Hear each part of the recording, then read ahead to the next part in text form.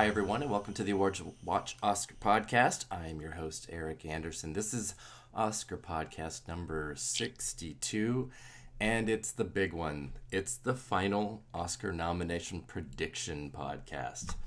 Today is Wednesday, January 17th, so there's a little bit of lead time between now and the nominations on Tuesday, the 23rd.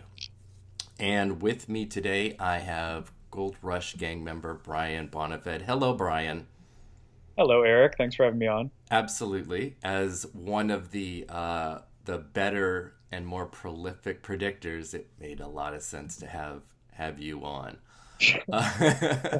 Well, I did this podcast last year, and I think we went 3 hours and 26 minutes. So hopefully we can actually keep it shorter than the actual Oscar telecast this year. Exactly. There must have been something in me that was like wanting to push that envelope to be like, can this be as long as an Oscar show? Almost Yes. 10 minutes short or something. Yes, and it will be quicker because the official predictions will go up probably just a little bit after this podcast does. So don't want to give you all the tea now. You'll have to come and check it out too. So this has been one of the wildest seasons so far, where it took us forever to get to a front runner. And even the front runner that we have, which by most accounts would be Three Billboards, isn't a strong one, I guess is the best way to say it. So where do you, Bryan, where do you think that we really are on January 17th in terms of having a front runner that is like infallible? Because I don't think that we're even there yet. Yeah. Well, first of all, this doesn't feel like one of those years. You know what I mean? Like, it's never felt like one of those years. It's always felt like the kind of year where, you know, major guilds might split, Globes and BAFTA might split from the guilds. We have I feel like we have four films that have kind of separated themselves at the top of movies that actually have a path to winning Best Picture, whether it be Three Billboards, Shape of Water, Lady Bird, Get Out. I think most people kind of focus on those four at this point. Yeah. But I would say that we should preface this by saying PGA winner actually isn't announced until Saturday. So we're doing this podcast before PGA and SAG this weekend. Yep. I don't think we know who the front runner is, because we've gone into like PGA certain years where, you know, in 2013, American Hustle was on fire. A lot of people, it had overperformed with nominations. A lot of people thought it would take PGA, and all into 2014, most people wasn't Boyhood, it might be Imitation Game, and then boom, all of a sudden Birdman wins PGA, and from there it's like a sweep basically. And then you know, 2015, obviously we had the big shock with Big Short, which kind of took away from Spotlight, and then The Revenant came on really strong, and then it kind of swung back around to Spotlight. So PGA for me is still like a real big important bellwether. We haven't even gotten to that point yet. All we've really seen is Three Billboards overperform with nominations, and we've seen it sweep the Globes. But the Globes aren't an industry award, and you know, overperforming with nominations can indicate passion, but they don't always indicate consensus. And I think the thing with PGA that we're going to see is, can Three Billboards win on a preferential ballot? Because I think that most people think that's a divisive movie, and a divisive movie is not set up to win on a preferential ballot usually. So I do think that PGA is kind of going to be the big, especially this year, whatever wins that is going to have a lot of momentum. And you know, and SAG is kind of like Three Billboards is set up well there, but that could be Get Out, that could be Lady Bird. So this weekend's going to tell a lot, but Three Billboards has definitely overperformed the most of any movie so far. It definitely has, and because of how the voting overlap or lack of overlap is, no matter what happens this weekend at SAG or PGA, it's not necessarily going to be reflective or reflected in the Oscar nominations on Tuesday. Absolutely. because that voting period ended on the 12th.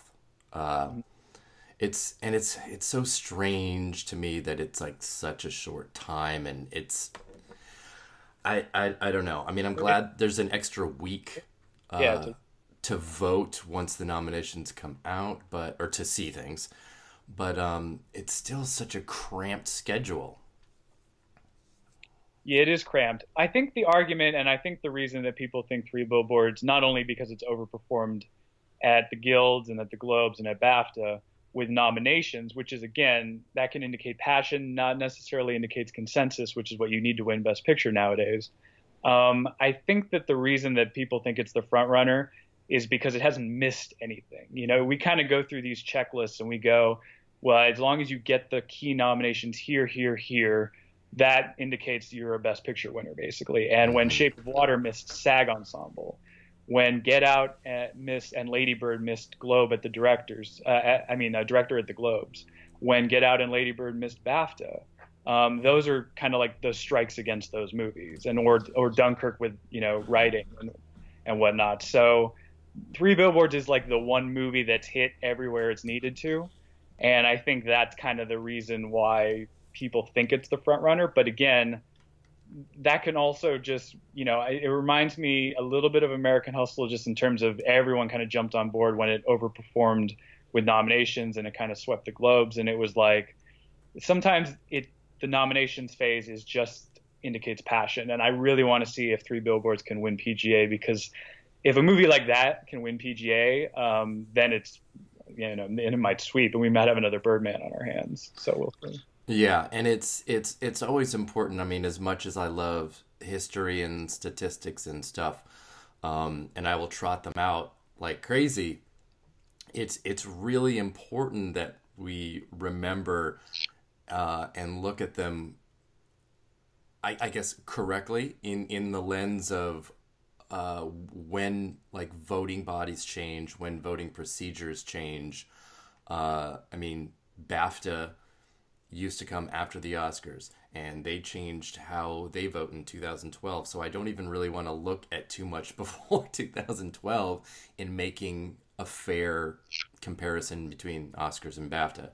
And PGA, you know, has a solid 10 for their nominations. They do a preferential ballot, but their makeup of members has not changed in the way that AMPAS's has in the last 2 years. So trying to line things up becomes more and more difficult, because each of these bodies is becoming more different from each other. There's obviously a lot of crossover.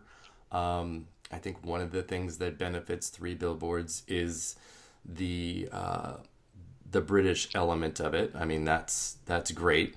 And we do always talk about things like, well, the British contingent of the Academy, et cetera, et cetera, et cetera, you know, can mean that this person wins or gets a nomination because of this bizarre idea that every British person is just going to vote for, you know, Judi Dench or Helen Mirren or whatever it is. So it's also what's making this year even more difficult, even more fun. I'm definitely having a lot of fun this year. It is great watching people kind of pull their hair out in trying to figure out the race.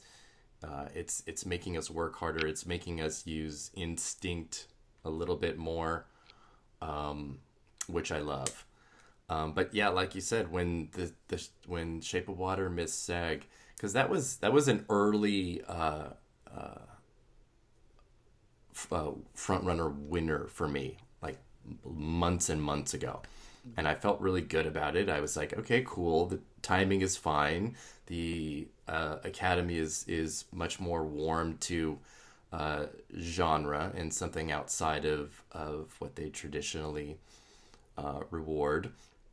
And it also could have been, because I don't think it's winning now, it also could have been almost at the same time, a throwback to a sweep, or a movie that has, you know, 12 nominations that wins. Mm-hmm. because what we're seeing less and less and less of too is the movie with the most nominations winning, because that used to be in the very old days of Oscar watching. That was always a really easy way to do it. We didn't rely on, critic stuff. There wasn't SAG at the time.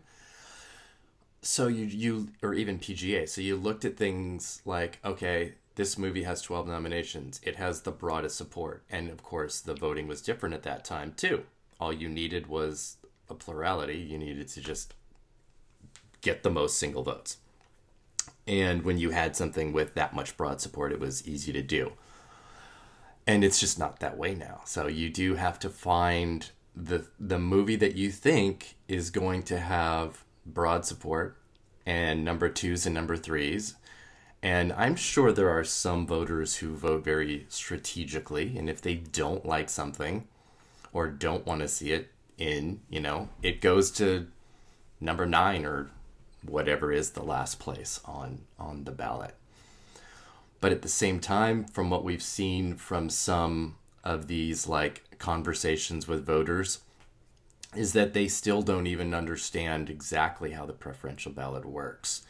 And they'll say, I love Call Me By Your Name. It's my number 1 movie. It's going at number 1. And okay, that's cool. That's great for nominations. It won't be, for a Best Picture win.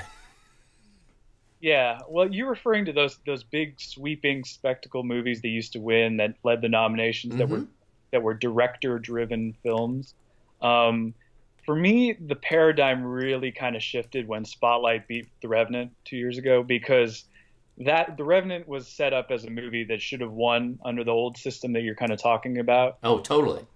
And I'm pretty convinced that Spotlight doesn't even win Best Picture without the preferential ballot. I'm pretty certain that's one of the. I don't know about Moonlight versus La La Land. You could argue maybe Moonlight was the lesser divisive movie, but I think we're starting to see Best Picture voted on by the preferential ballot separating itself from the rest of the telecast and the rest of the ceremony a little bit.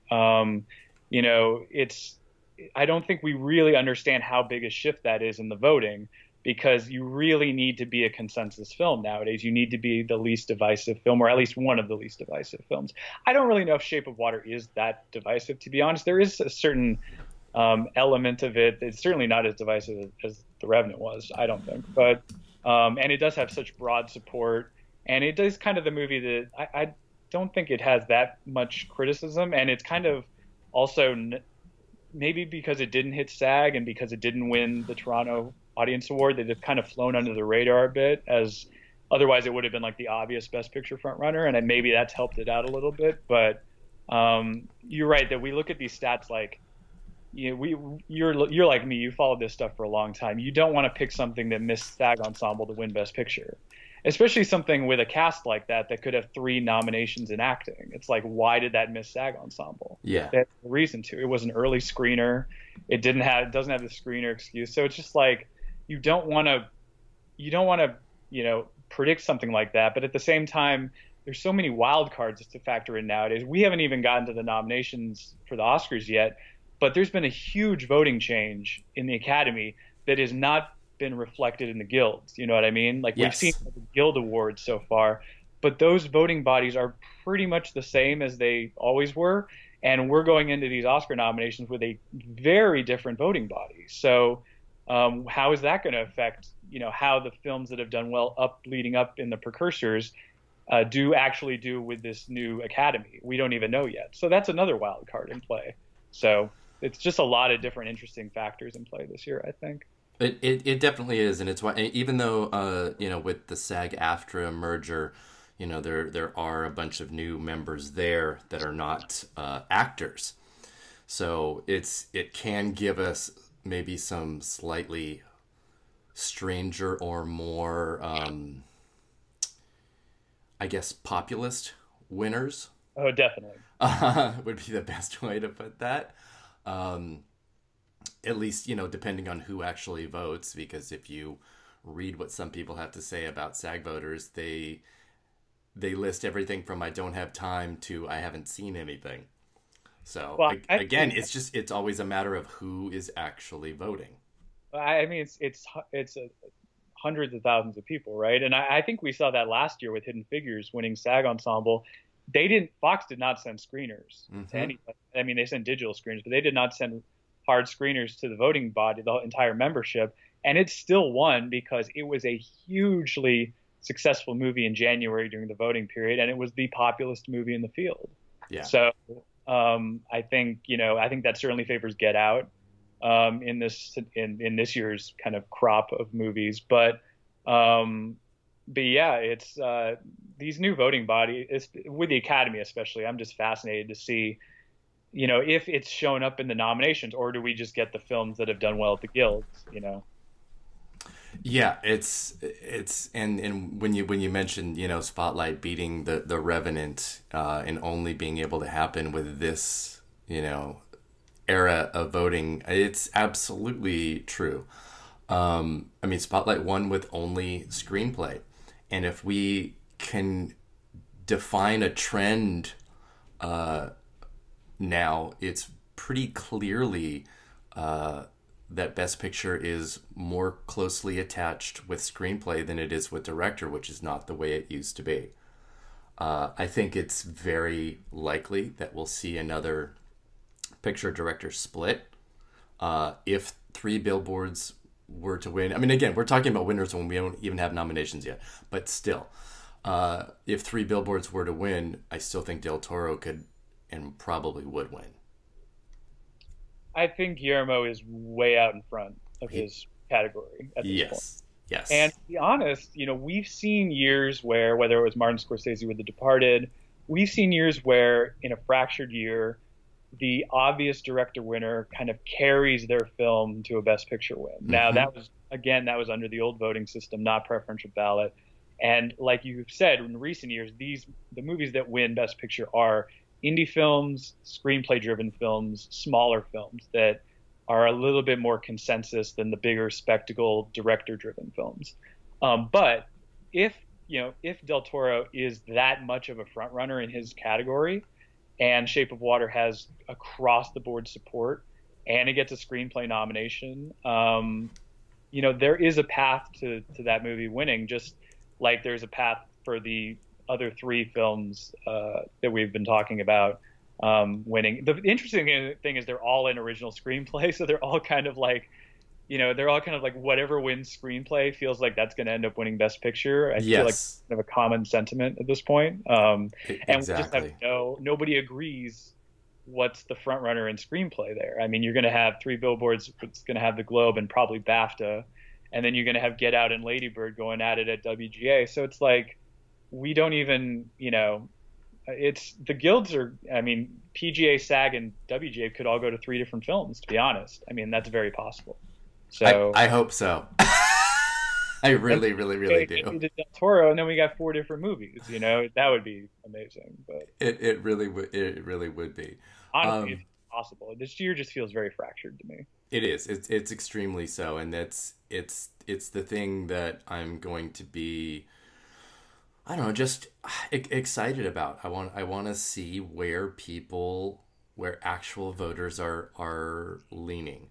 I think sometimes it can get pretty lazy for some, and again, if they haven't seen much, or they're only having like 5 films thrust upon them, they're not going to search out a lot of other things. We're just going to see the same 5 over and over again. I am, and we can probably start segueing into actual Oscar prediction talk.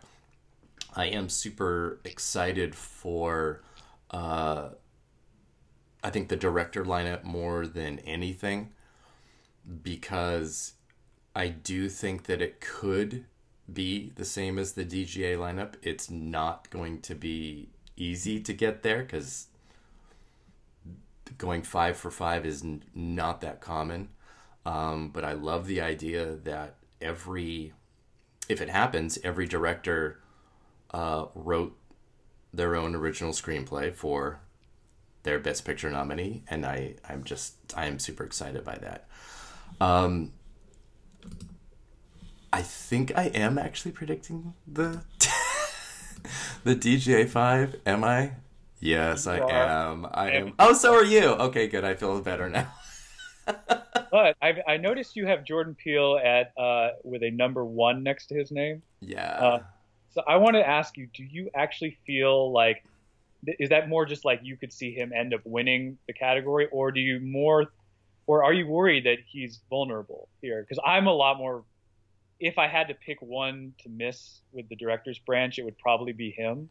I'm a little bit more worried for him than I think you may be. So I don't know if your ranking of him is indicative of how you feel about how safe he is. Yeah, I can see you have him at number 5, and obviously anybody listening to this can look at these live predictions and then also see where they end up. I think I still have Get Out in Best Picture at number 1, 2. I do. And that's kind of the reason why, even though I think Del Toro is a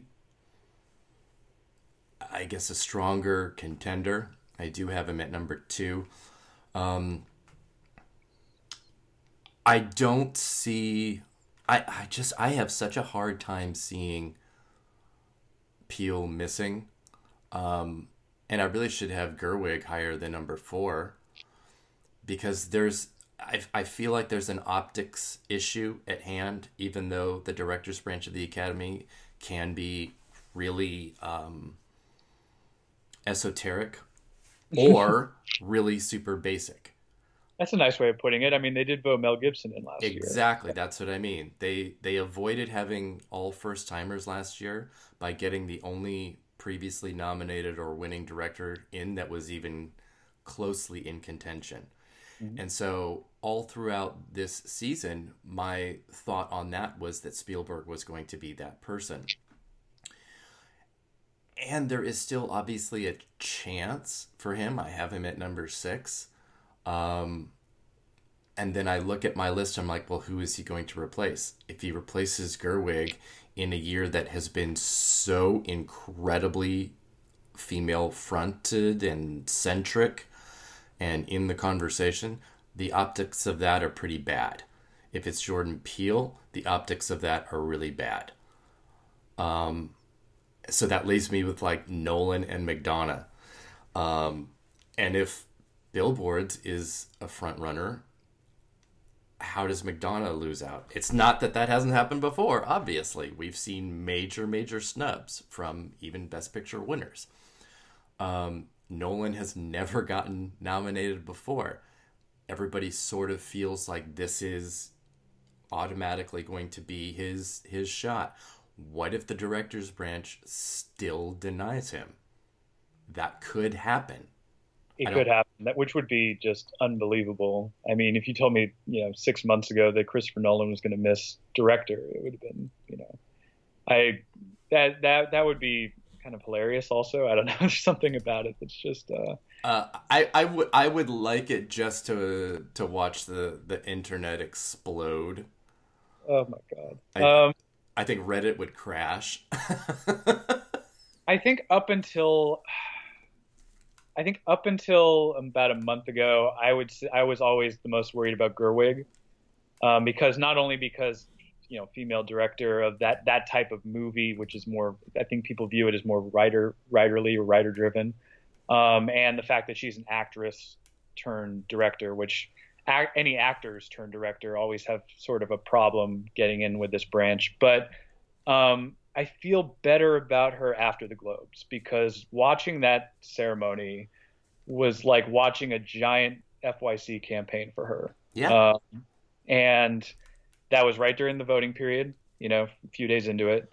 I think Lady Bird is a beloved film, and in making DGA, that type of movie really makes me confident for her that the people are taking notice. I feel like that narrative, especially with the female director, what Natalie Portman said during the ceremony. Yep. I feel like that is the narrative in the industry right now. And unfortunately for Jordan Peele, as buzzy and as zeitgeist and as topical as Get Out is, I feel like of the two of them, which both obviously feel like you have a lot to overcome with that branch, I feel like the optics vote will go to Greta Gerwig over Jordan Peele at this point. So that's only why I feel a little bit better about her. But like you, I have all five getting in. I feel like it's the safe prediction. I also feel like I can't decide between Baker and Luca of which would be like the more arty director choice. You know, Luca made BAFTA. His film made PGA. His film is stronger. But I'm looking at these critics groups, you know, these, whether it's, you know, the bigger ones or the regional ones, and I see, you know, Luca missing all these critics groups, and I'm like, people just aren't viewing Call Me by Your Name as kind of a directorial achievement, the way that they view the Florida Project, as that is like, you know, that is a director making that film work. And I feel like if one of the two got in, I would probably lean towards Baker at this point. Probably Baker kicking out Jordan Peele would be my guess. I just don't know if that film is strong enough for that to happen. But I do feel like there's a lot of love for Sean Baker. I feel like he'll get a lot of number one votes with that branch. And we also have to keep in mind that that branch is a little bit more international.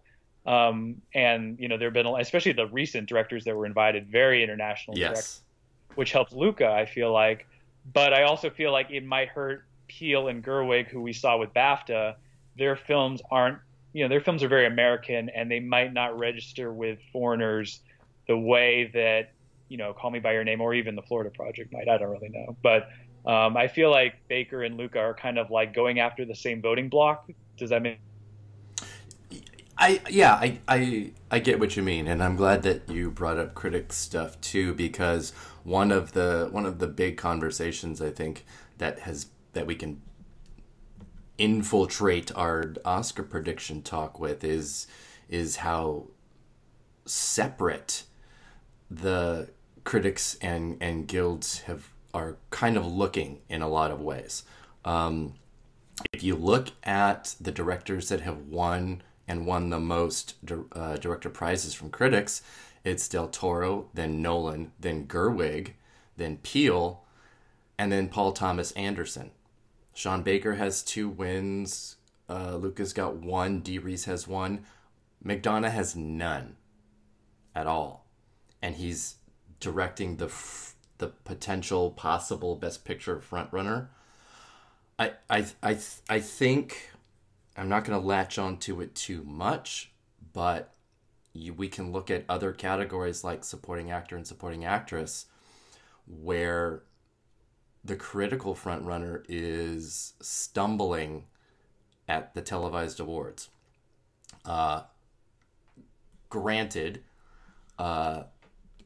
we haven't seen any televised awards that are within the industry. Right. But still, there is clearly a separation between critics and voters right now. So even, and I always do this on every podcast, I talk myself out of or into changing predictions, or I'll listen to whoever my guest is and go, oh my God, that's a really good point, and I need to change that. So I think I will probably change the order of my director picks, but probably not the actual ones. If I did, I would probably take out McDonough and put in either Sean Baker, Paul Thomas Anderson, or Luca. Well, okay, so the Oscar nominations are on Tuesday morning. Yeah. So we'll have the results of PGA before then. If Three Billboards loses PGA, and it kind of like, it no longer looks like the clear frontrunner, that at that point I would bet you'll probably end up taking out McDonough based on what you've kind of said at this point. Yes, but I mean, if I'm going to post official predictions today, I have to kind of make that decision today. Sure. I will, and I did this a little bit last year too, where I had this like turnaround that Moonlight was going to be able to win, and I will probably do something like that Monday, but it'll be like officially unofficial or unofficially official. if I make any major changes, but I think I want to try and do that, under my own deadline and guideline as much as possible. But I agree. Obviously, if Three Boards is not able to win at PGA, that we have an even crazier race ahead of us. But again, two different bodies completely. There's great reasons to pick a lot of things. The box office success of the majority of nominees is pretty good. It is still early for a handful of them because they were limited release, or they're still in limited release, or they were late December releases. So they haven't really shown the strength yet. All right, since we're talking about PGA and talking about directors, why don't we kind of then take a look at our Best Picture predictions? We're not saving all this to last. We're starting right off with it. Something I'm looking at in looking at our predictions is most of us have a pretty solid 8, and then 9 and possibly 10 are kind of broken down between a couple of films: The Florida Project, Darkest Hour, and The Big Sick. I'm predicting 9 Best Picture nominees. It seems like the most likely to me. I don't see 8 happening, even though I know some people are predicting 8, but I don't. And I'm looking at PGA, which went 9 for 10 last year. I feel like it's going to do that again this year, with just Molly's Game out, but everything else in. And Wonder Woman. And Wonder Woman, yes, because of that whatever tie. Yeah. I feel mostly really good about that, but then I see something like Darkest Hour, which has been a huge box office hit so far in the US and in the UK. It didn't make PGA, but Oldman is the Best Actor frontrunner. And even though Chalamet began critics' season with the proper wins and sort of jumped ahead, now that all of the regional critics have spoken up, Oldman is way out in front. Way out in front. Yeah, he's right. And that raises Darkest Hour's profile immensely. And I could see it coming in and taking a spot from somebody else. I just have to call it and see if it will. I have The Big Sick in last place. It has SAG, PGA, and WGA. It's really difficult for me to not have it in, even though I have it in last place. You have the same that I do, except instead of Big Sick, you have Florida Project. Mm-hmm.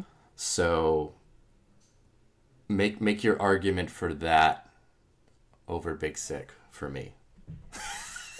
Okay. Well, first of all, I want to talk about Darkest Hour just real quickly. Yeah. I think you kind of narrowed it down to the 3 films that could, if there are 9 or 8 or 9, those are kind of the ones floating around there. For me, I saw Darkest Hour early in the summer, and I wasn't particularly high on it. I thought when I saw it that all the passion for that movie would end up going towards Oldman. That was just my gut feeling about the movie. Yeah. It's kind of played out that way. It really had no business missing PGA, to be honest. I mean, it's like you said, it's a big box office hit. The older demographic clearly wanted to go see the movie. I just don't see any reason why it would miss. That's not the type of movie that would miss PGA and then crash the Academy. I know that the argument that Oldman is the Best Actor winner is the and the kind of the tech support that movie has. It did make BAFTA Best Film, but at BAFTA it missed directing, it missed writing, and it missed editing. Yes. And I really think if it was that strong, I think it barely made Best Film. First of all, the way they vote with all the branches voting on Best Film, it probably made it on cumulative support. But the key branches like that I mentioned didn't vote for the film. The writing branch went for I, Tonya over Darkest Hour. I mean, if the writing branch of BAFTA went for that, it's like I don't know how strong that film is overall. I think people just care about Oldman's performance. I don't think they care enough about the film. So it feels more like Last King of Scotland with better text. That's kind of just how it feels. So that's just my personal feeling. I could be wrong. There's obviously an argument for it slipping in there, but I'm not going to predict that. I totally agree with you on Big Sick. I think it's been the most underestimated movie all year. People were writing it off at various points, and it's just done exactly what it was supposed to do with the guilds. It made SAG Ensemble over Shape of Water, which is a movie that's going to get 3 acting nominations maybe, and people are still considering it for Best Picture. Mm-hmm. Yet Big Sick made it over Shape of Water. It has arguably more actor support than that movie. So, actors are the biggest branch in the Academy. It clearly has writing support. It could definitely get a screenplay nomination. It's on the bubble, but it could get one. It made, like you said, it made PGA. I don't think it was particularly in danger of missing PGA. It made WGA over The Post, which everyone thinks is going to be a Best Picture nomination. And, WGA had post screeners very early. There was no reason for that movie to miss there if it was that strong. So it's done very well. It has kind of had the same, if you look at like all the things it's gotten, it's the same as Bridesmaids, basically. Not the same type of movie, obviously, but it has the same type of precursor haul as Bridesmaids, which missed and just got in for supporting actress and screenplay, which obviously this movie could as well. I know. It's kind of eerie that it could follow that exact path. Yeah, it could absolutely just do what Bridesmaids did. So for me, I'm always going to gravitate towards the preferential voting of the Academy. When we look at these guilds, it's mostly about visibility. It's mostly about what's the most seen film. And a lot of them aren't preferential. PGA is, but the other guilds aren't. For the Academy's voting, it's about number 1 votes. And I'm looking at a movie like The Big Sick, which everyone likes, but I don't feel like it has the juice to get the number 1 votes in Best Picture. That's, it could. I really want to predict it there, but I just can't do it when movies like Lady Bird and even I, Tonya, I feel like are kind of in the same kind of comedy realm, but are just stronger movies. And so I have a little trouble seeing that many people voting Big Sick number 1 in Best Picture. I have no trouble seeing Florida Project. For me is just about, was it seen enough? If it was, I think it's going to get major passion votes. I think that movie is built for number 1 votes.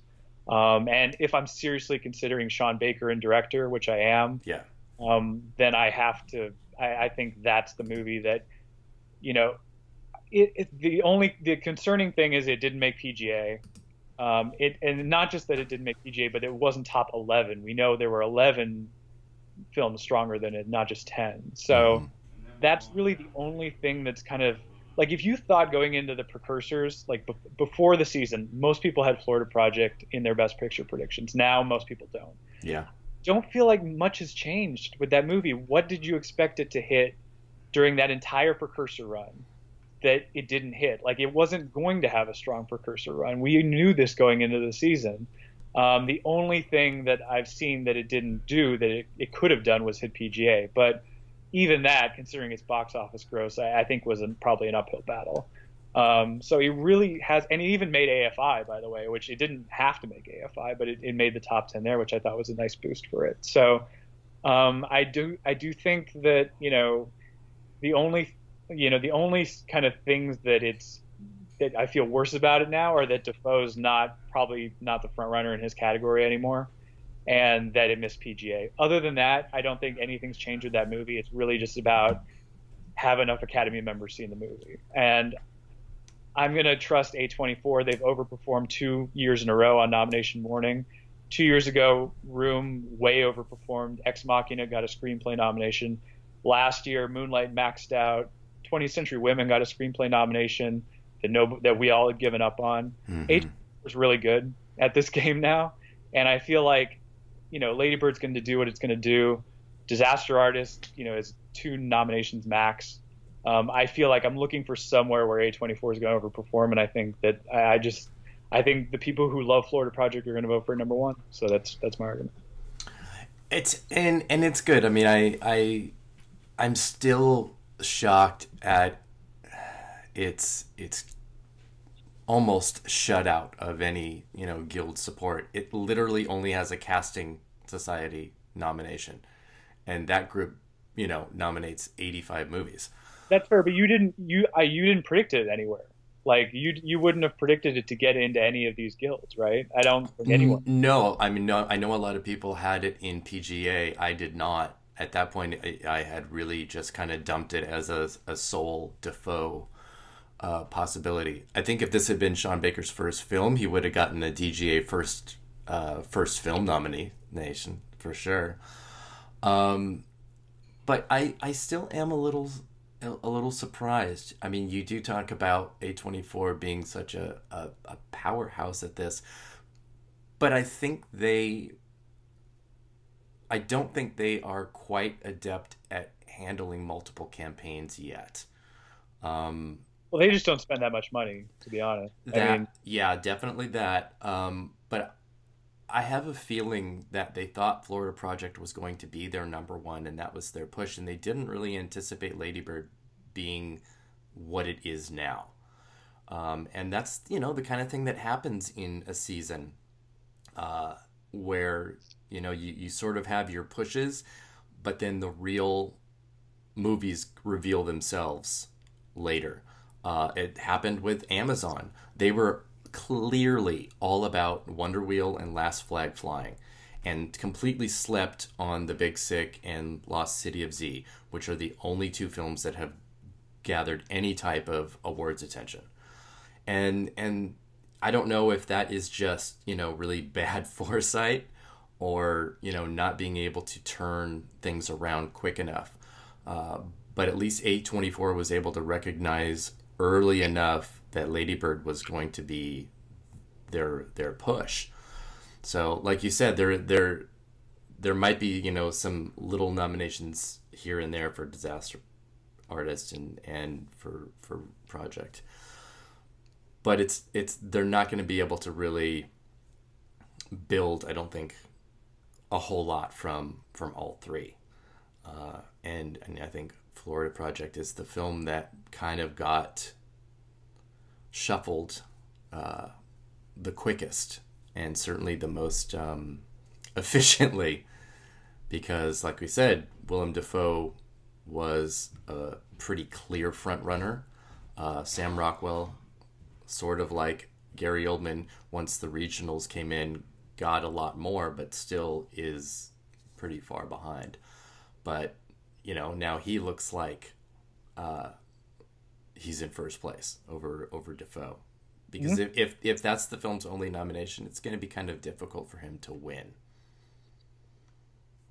So yeah, I agree with all those points. A24, they don't have a big budget. They don't spend that much money, but I mean, they're a brand at this point. I think people like voting for their movies. I think that they have there's a kind of a coolness factor with their movies that I think resonates, especially the more and more that these campaigns become more about online campaigns and less about, by the way, Netflix has spent more money on Mudbound than I think all these other contenders combined. Like, they spent just an absolute fortune on Mudbound, and that movie couldn't even make PGA. Like, at the end of the day, it's still, campaigns aside, it still comes down to like what people care about and the movies that are resonating. And I feel like with Florida Project, it's mostly about how the visibility and have people seen it.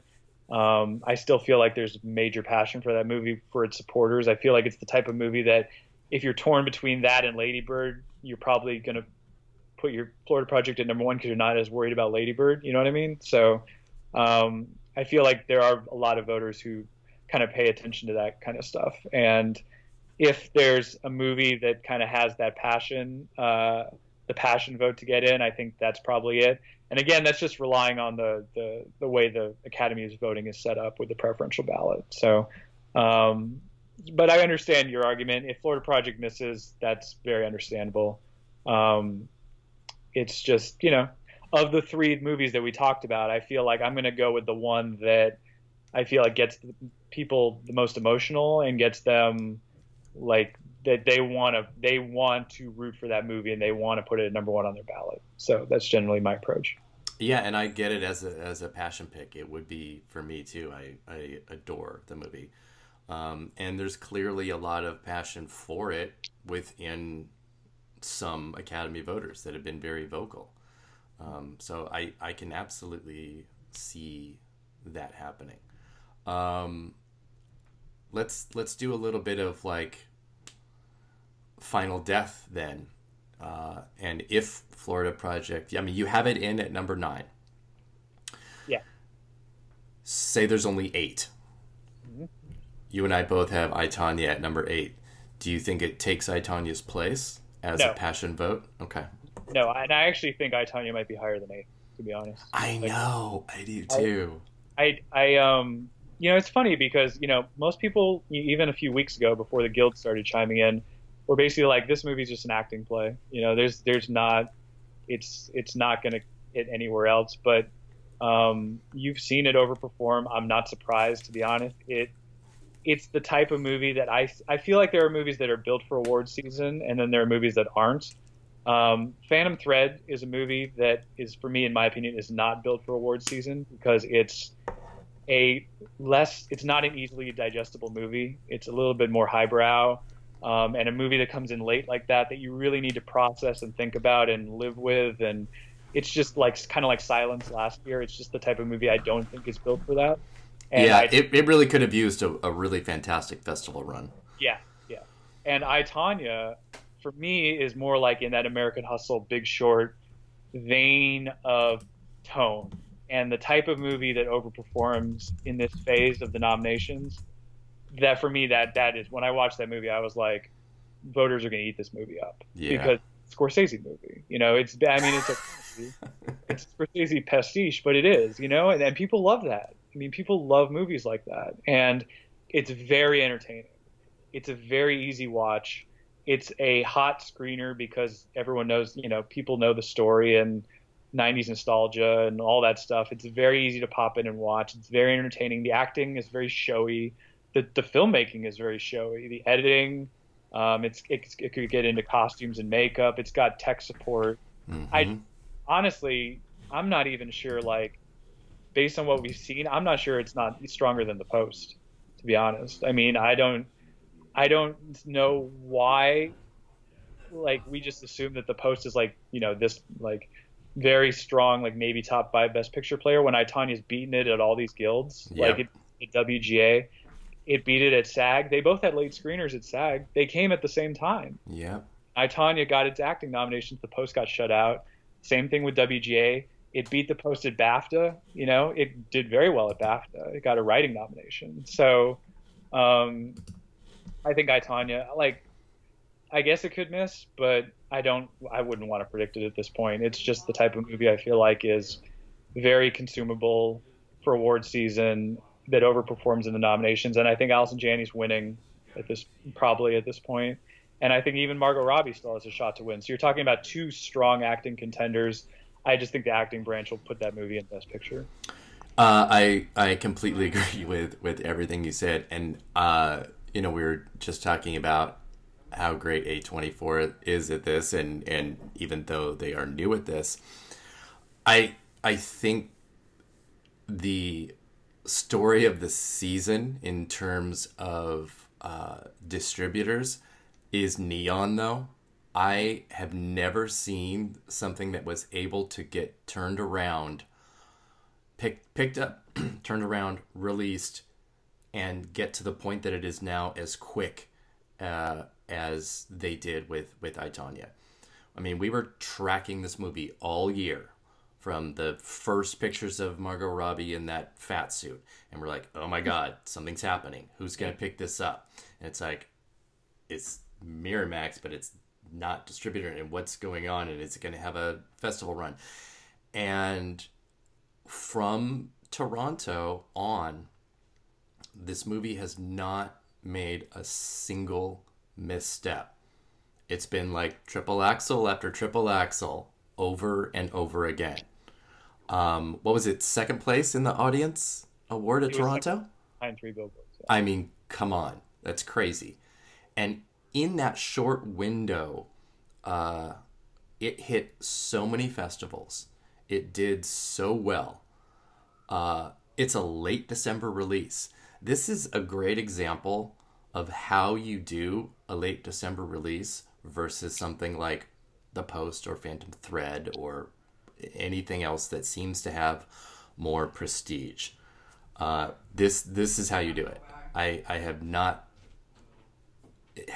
It should in a lot of ways be, you know, the story of the season is how this movie was able to get where it is as quickly as it did.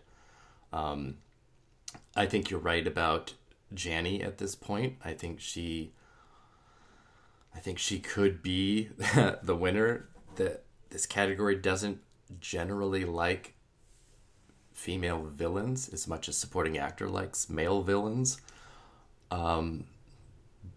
But it's absolutely possible. I'm excited for it. I'm excited when a new studio can do something like this.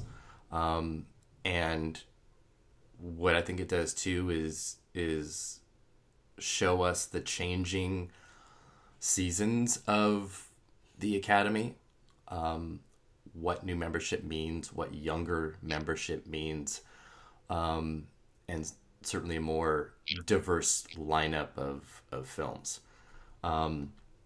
Something that we'll be able to talk about on Tuesday, if it happens too, is if I, Tonya is nominated, if Margot Robbie is nominated, both of which most people are predicting, she will become the first woman ever to have a Best Picture nominee as a producer and performer in the same movie, ever.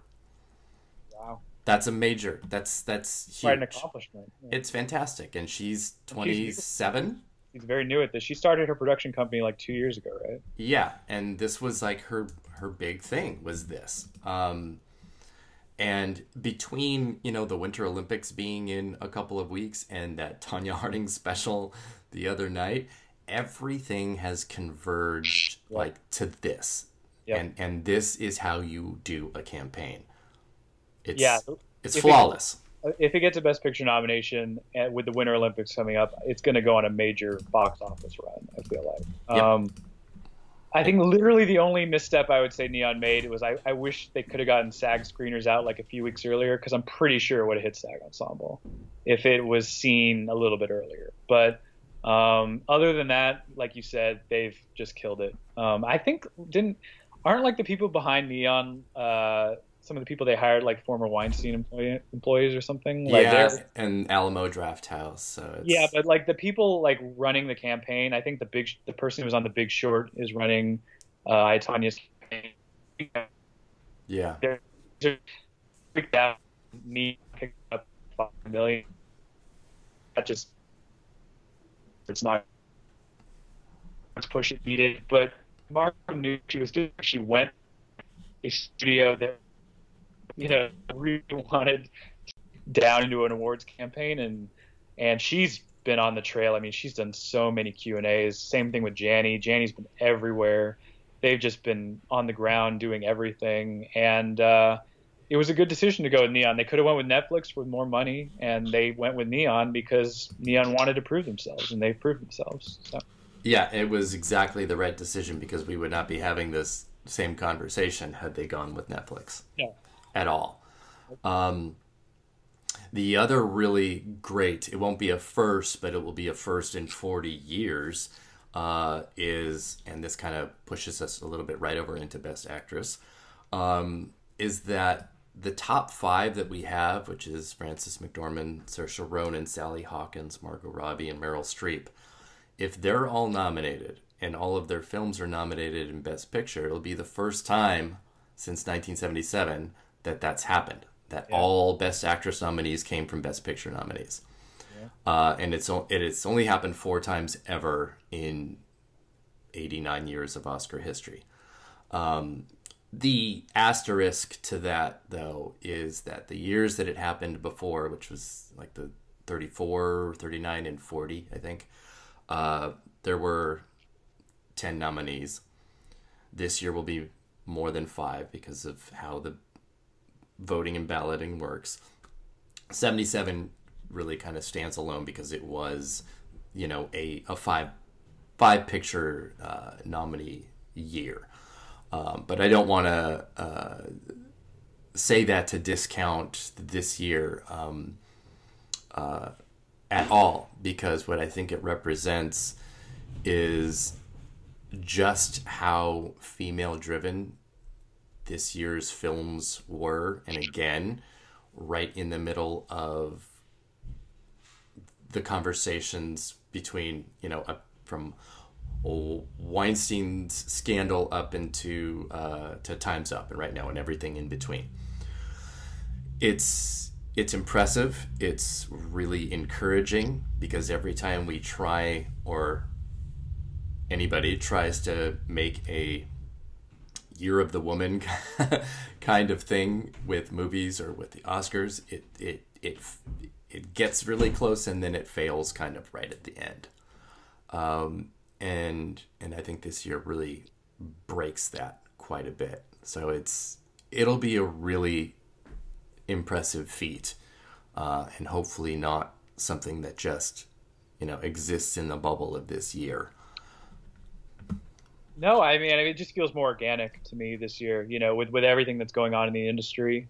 And to be honest, just the stronger films are films about women. That's just how it lined up this year. It's, you can't call it years in advance saying, well, we're going to make all these great movies about women. It just kind of lined up that way this year. The movies about men are pretty bad, or they're just weak overall. There's not, look, Best Actor, man, with the things that are going on with Franco, I can't even decide who's going to be 5th, because they're all horrible options to me. It's like, I don't even, whereas Best Actresses, these 5 to me have been very strong basically since Toronto. They've been the same for me. Yeah. I guess if there's a spoiler, probably Chastain, because Molly's Game got that PGA nomination, got that ACE nomination. And Jessica Chastain's very well liked in the industry. She's been a big face of the Time's Up campaign and speaking out against sexual misconduct and all that stuff. It's just that I don't understand if she was going to make it, why she would have missed SAG. It's like that movie was seen and she missed to Judi Dench. It's like, and Judi Dench wasn't even strong enough to get into BAFTA. So yeah, I don't even know how that happened. My God. Put the puzzle pieces around, you're like, we're probably getting the 5. I'm not 100% sure, but I'd be pretty surprised if it's not the same 5 that everyone's predicting, but we'll see. Yeah, exactly. And one of the things I love about our predictions and how we do them with a ranking system is that it's not simply, here's who we have as our top 5. It's really looking at the point totals, where each of us see each person in the race, and where the difference is between 5 and 6, because sometimes it's really dramatic. In Best Actress right now, Meryl Streep is in 5th place, which is certainly not a place that I'm sure she finds herself often, and she has 63 points. Judi Dench and Jessica Chastain are both tied at number 6, and they have 45 points. So that's actually a pretty big hurdle to overcome if one of us thinks that, one of those two is going to spoil. Actor is kind of the same way. The difference between 5th and 6th is 62 and 48 points. That's a lot. It gets much, much tighter and more stressful with something like supporting actor, where we still don't even have a consensus top 5, and it's the day of Oscar predictions that I'm going to drop. We have a tie in 5th place, between Christopher Plummer and Woody Harrelson, who both have 53 points. And then number 7, which is Michael Stuhlbarg, has 52. So all it takes is one tiny move from somebody, and then that changes. And this is a race I'm like pulling my hair out over, because it is so difficult. And it is going to be possibly one of those stat years again where we might finally get 2 supporting actors from the same film. We've mentioned this before. It hasn't happened since 1991's Bugsy. It's a long, long time. I don't really know why that it's been like that, but it has. It happens in supporting actress a lot easier. But this year, we actually have 3 movies that have 2 extremely strong supporting actor contenders. It's so weird. Which makes it even more difficult. It's so strange. I've never seen that before, where 3 movies have 2 actors in like the top 10 of this category. It's insane. It really is. And had Mudbound been a stronger contender, we'd have 4. Yeah. Which makes it even nuttier. And it's so hard for me to wrap my head around it, because part of me thinks, because there are so many, that no one is going to be doubled, which is a possibility. Yep. And I think the main thing that makes that a possibility is Christopher Plummer completely threw this race a wrench that it did not need. It's if he was not in it, I think we would probably have a much stronger case for Rockwell and Harrelson to get in over, like Hammer and Stuhlbarg. And that's been pretty clear because SAG and BAFTA both double nominated the actors. Early in the year, I was completely 100% behind, Stuhlbarg and Hammer being the 2. I do still have it. And I hope I don't have it as a blinders on viewpoint, because I want it to happen. I don't want to vote for something just because I want it to happen. That just makes bad predicting. But I do think that there can be changes between, something like Critics' Choice and Globes and SAG to Oscar nominations. I think most of us were surprised that Call Me By Your Name only got a SAG nomination for Chalamet. Then the Globes nominated Hammer, and Critics' Choice nominated Stuhlbarg. It's like, it's hard to make a case for both of them to get in, even though I have them both in. Yeah, well, I feel like you've been the Michael Stuhlbarg champion like all year, so yeah. I'd feel disappointed if he's not in your final predictions. It will break my heart in a way that I have not let the Oscars do in a long time. It will be really sad for me. But let's just point out that the last few years we've had one acting nominee who didn't hit precursors, didn't hit SAG, BAFTA, or Globes. It was last year it was Michael Shannon for Nocturnal Animals. The year before it was Tom Hardy. The year before it was Bradley Cooper. The year before it was Jonah Hill. So we, just because Stuhlbarg hasn't hit anything yet does not mean he can't be the passion pick here. By the way, I would say the other not to play to the host, but the other candidate I would say for that kind of no precursor shocking Oscar nomination might be Jake Gyllenhaal, but we can talk about that later if you want. How dare you? I'm a little worried that there's been no separation between. I feel like there's been no separation between Hammer and Stuhlbarg in terms of who's the push is, who's who's resonating with the industry. You know, Hammer's got the Globe nom, but we always knew he was getting a Golden Globe nomination. That was a lock. You know, I didn't expect Stuhlbarg to make SAG, but I really thought if he was going to crack this lineup, he would have shown up at BAFTA, considering Call Me By Your Name did very well at BAFTA, got picture and director nominations. Yeah, I wish that had given us at least one of them to kind of tip the scale a bit. Supporting actor there was not strong. Hugh Grant got in for Paddington 2, and I cannot believe Christopher Plummer. Christopher Plummer getting in at BAFTA was the single biggest surprise at BAFTA for me. I couldn't believe he made it there because they got screeners super late in their voting period of that movie.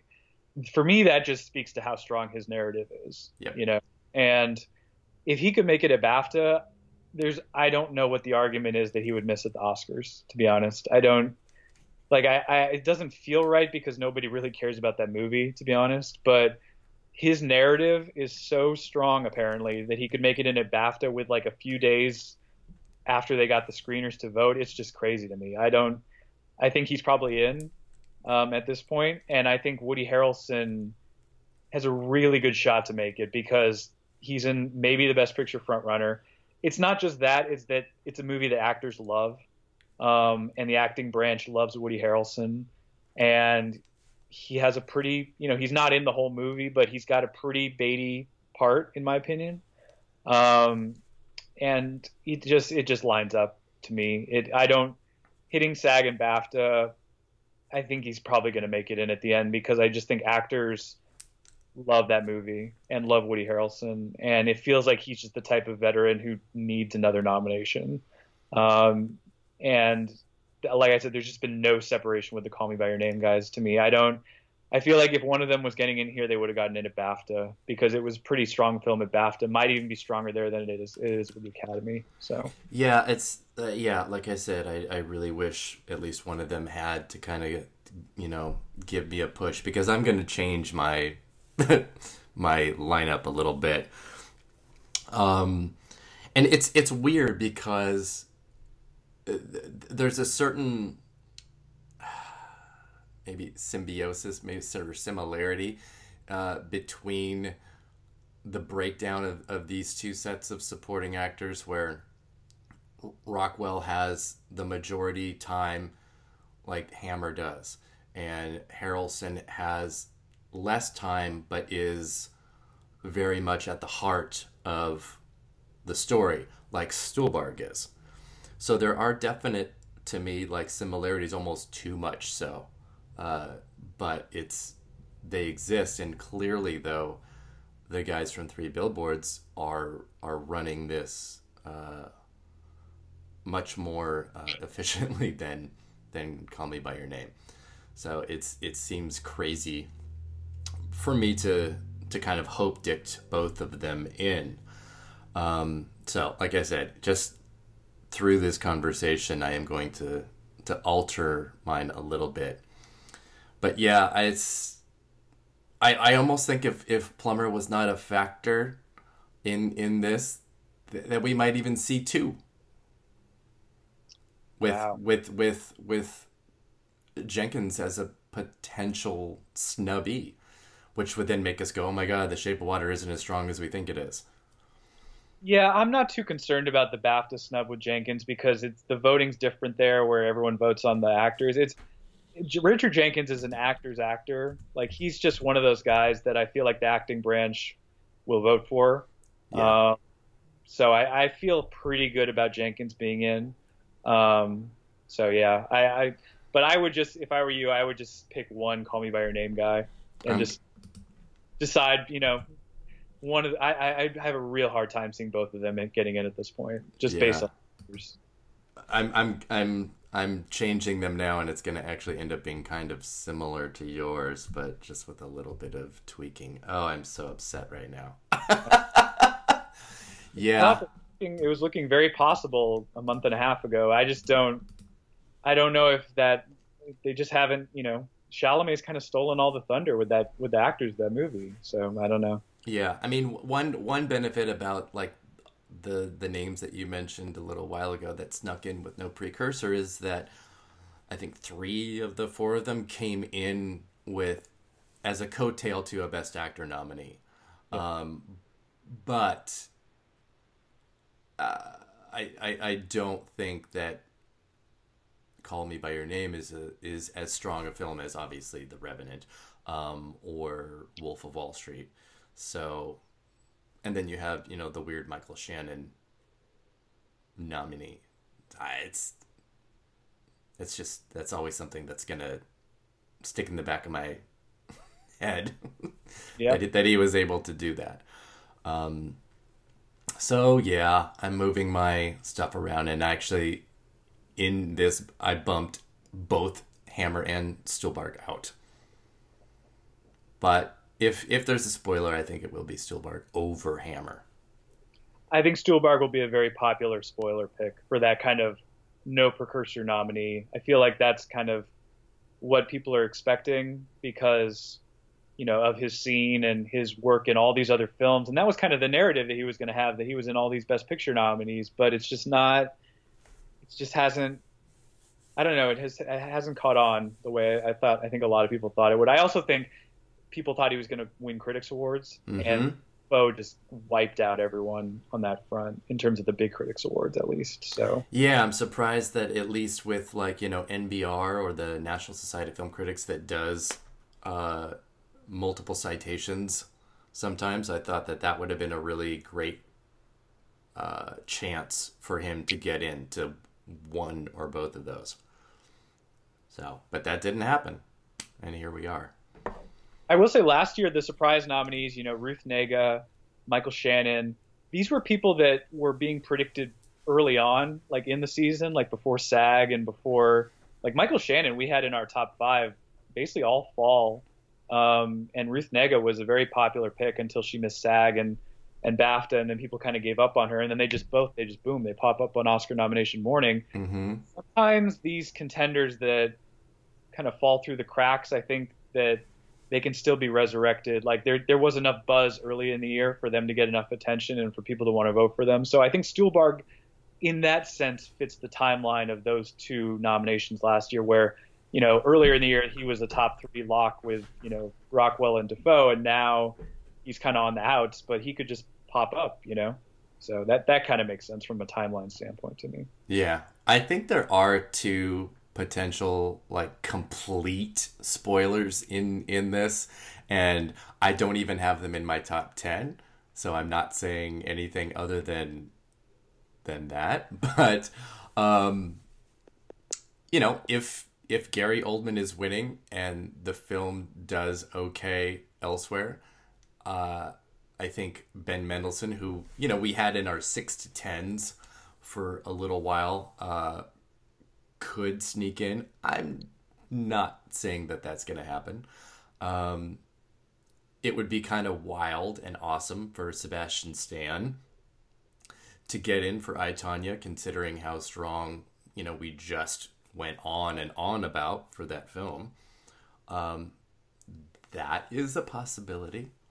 That is, although I'm surprised how many people, I mean, I'm not surprised, but I talked to a lot of people who prefer Paul Walter Hauser to Sebastian Stan as the supporting actor kind of person from that movie. So I think they're both amazing, and actually I think they're both closer to reality than either Robbie or Janney.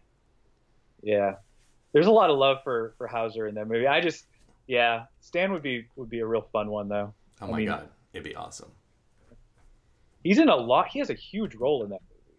Yes. Like, it's a really meaty kind of supporting role. So from that standpoint, and if it's really popular with actors, then yeah, I mean, that would almost feel more like a Jonah Hill nomination to me. You know what I mean? Like pulled it by, you know, 2 really strong or, you know, a really strong acting player, or just a popular movie that's popular with actors. So I guess, yeah, maybe I should put him in the top 10 or whatever. That kind of makes sense from that standpoint. I think I might end up putting him in my top 10 again, you know, making all these silly last minute changes.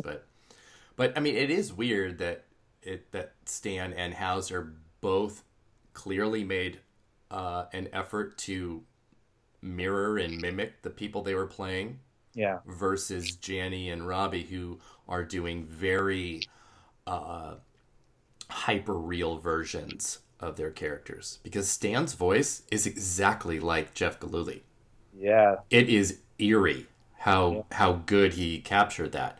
And Hauser, you could almost not even pick out of a lineup between him and Sean Eckhart. Yeah. Yeah, I mean, he's that good, and he looks that much like him. I think the real moment that pops for people when they watch that movie is the credits when they show Sean Eckhart in real life doing that interview. And I think people, because when they watch the movie, they go, well, this character is way too out there. I mean, this character is not a real person or anything like that. And then they watch that clip and they're like, oh my God, like that's how that guy was. And I think that is like the argument, I guess, for why Hauser's performance is kind of popular. But Stan definitely has the more traditional, like, yeah, he's got dramatic stuff. The problem is he's just not a sympathetic character. I mean, nobody is in that movie, really. But, it's just, I guess that there is some sort of sense to him getting nominated, but he has been campaigning a lot too. Like everybody on that movie has been like campaigning really hard. So yeah, harder than almost anybody on the trail right now. Yeah. It's impressive.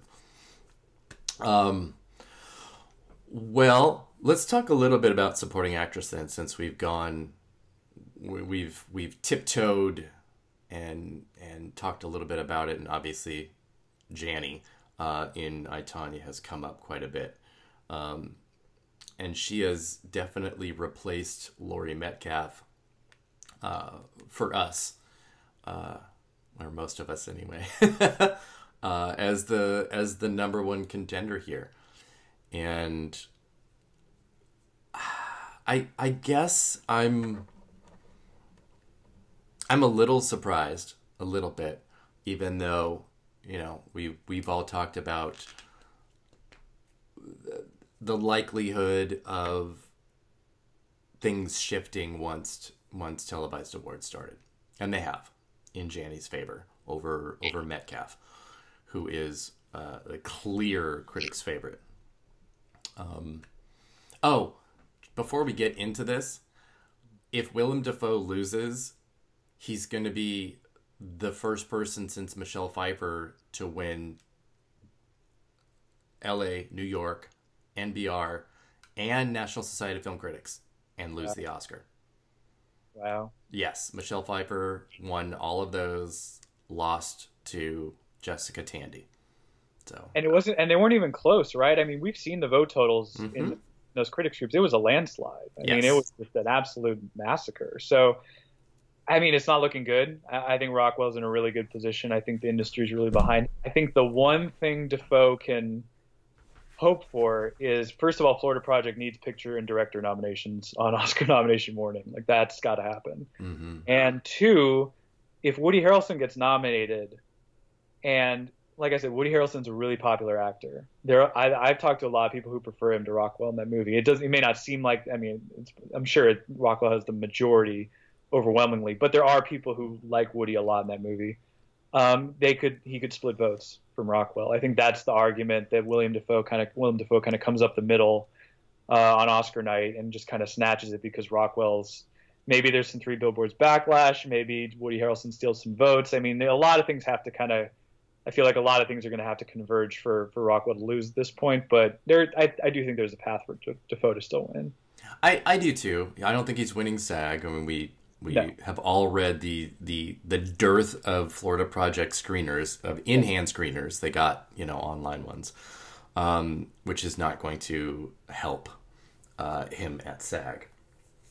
So, but and he's obviously not winning BAFTA, because if Rockwell has Globe and SAG, he's going to win BAFTA.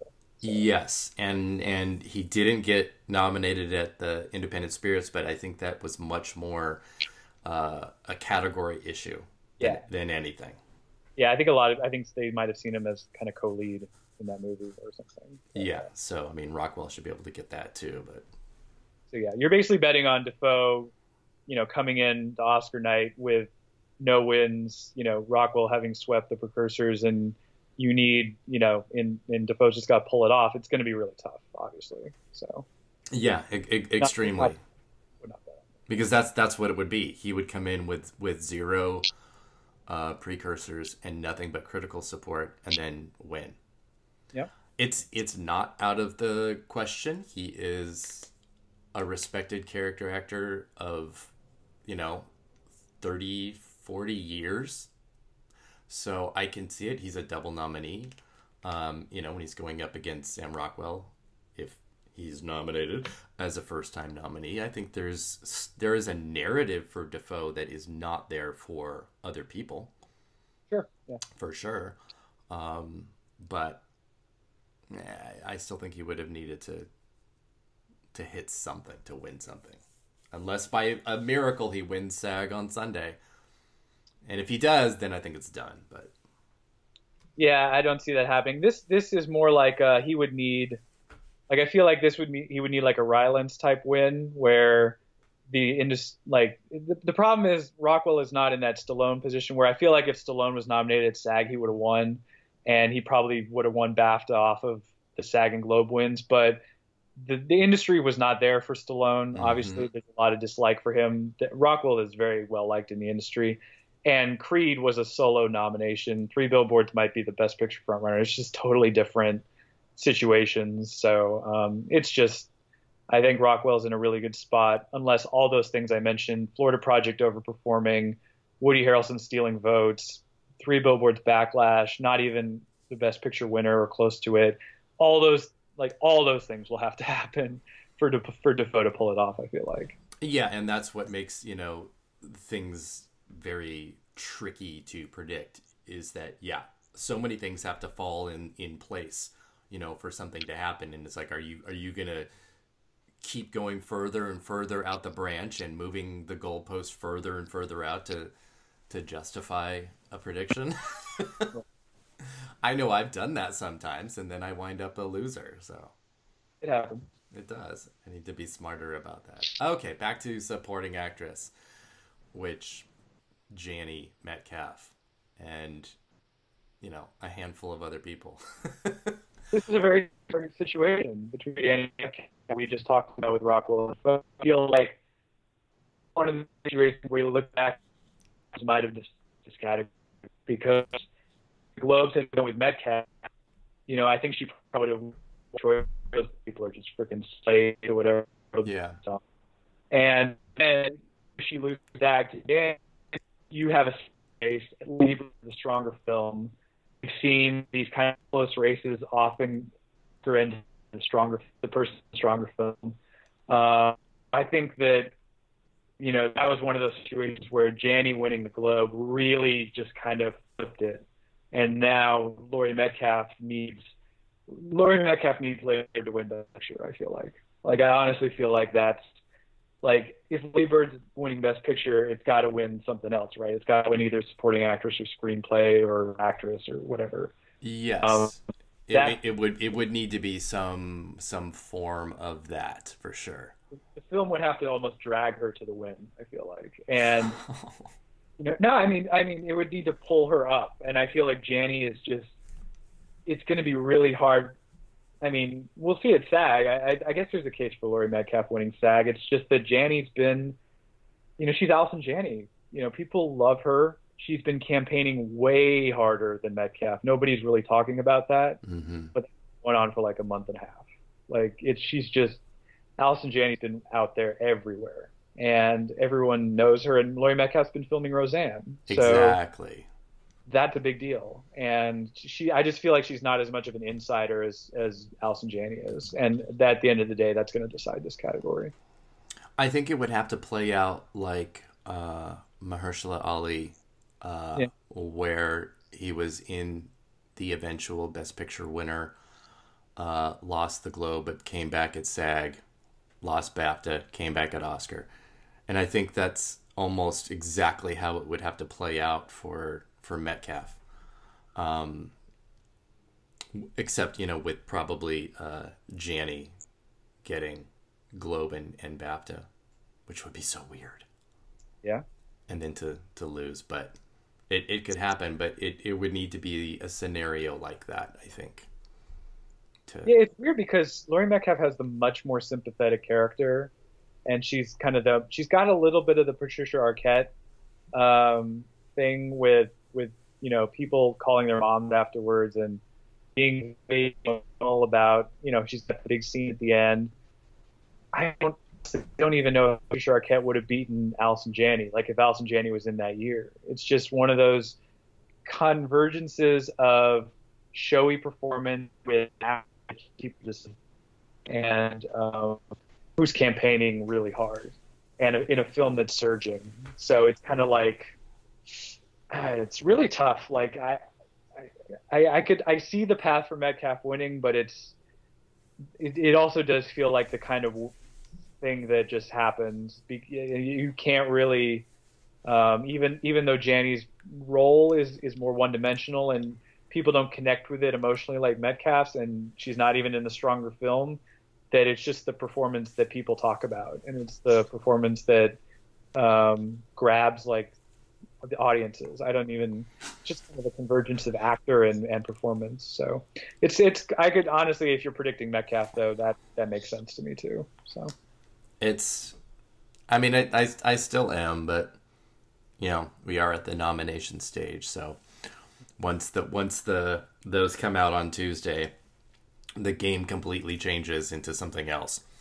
If Tonya misses Best Picture, then maybe that puts Laurie Metcalf back in the driver's seat, I guess. Also depends on what happens at SAG, So. Yeah, I'm really excited for this weekend. I can't wait to see if we get something different. I would be pretty into that. Like if Three Billboards were to lose PGA and SAG cast this weekend, oh my God. I definitely think that's possible. Yeah. Just because PGA feels like a four-way race to me. Mm-hmm. I don't have much confidence in it anyway, and I feel like Three Billboards, even though it's probably the actor's favorite movie, there's multiple places to reward it, and in actress and supporting actor, and I could see it playing out where they win those two, but like something more populist like Get Out wins cast. So I do think there's a path to Three Billboards not winning either of those. So yeah, I definitely agree, and I mean, even though we're talking Oscar stuff, I would be remiss to not want to delve into a little bit of SAG talk, but I don't. Let's do that in a little bit, because there are so many things at stake at SAG in terms of history and stats and records and things that could change this weekend. So, but anyway, continuing though with supporting actress, it's looking like most of us have a very solid top four, which is Janney, Metcalf, Octavia Spencer, and Holly Hunter. But 5 and 6 are the really up in the air choices. Even though Mary J. Blige is in 5th for Mudbound, it's a pretty weak 5th. And that would mean that Netflix would be getting an Oscar nomination outside of the documentary categories. This is going to be a real test of the relationship between the Academy and Netflix, which has been extremely contentious.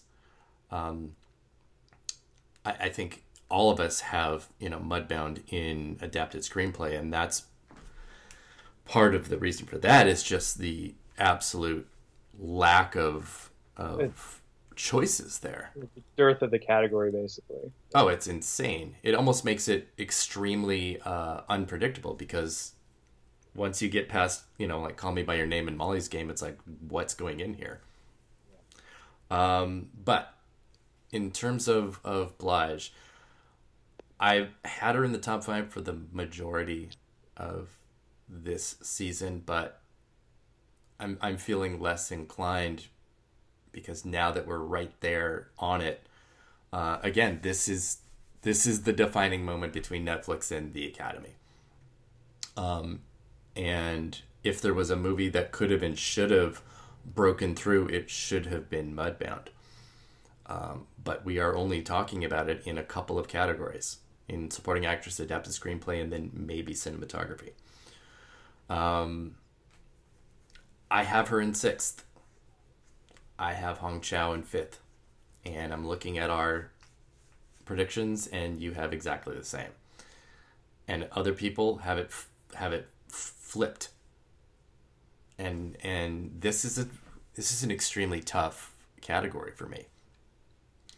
There's, late breakers like Leslie Manville. There's Kristen Scott Thomas if she becomes any type of coattail. I am super hot on the idea of Catherine Keener being a spoiler here for Get Out. She has spoiled this category before. If Get Out is a top 3 film, which it is, it makes sense. Once you get past those 4, it's pretty dicey. And I think there's a lot of opportunity here. But it's hard to look for a counterpoint with you since we are in agreement almost. Well, I can always put to this category at all. Blender missing because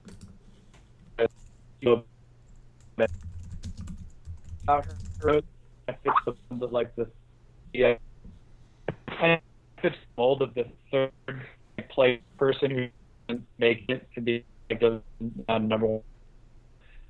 But I'm not too worried about her because of nomination. I feel, especially over the films that made it, I feel like actors behind that film, and she's Holly Hunter, so I see why she'd miss.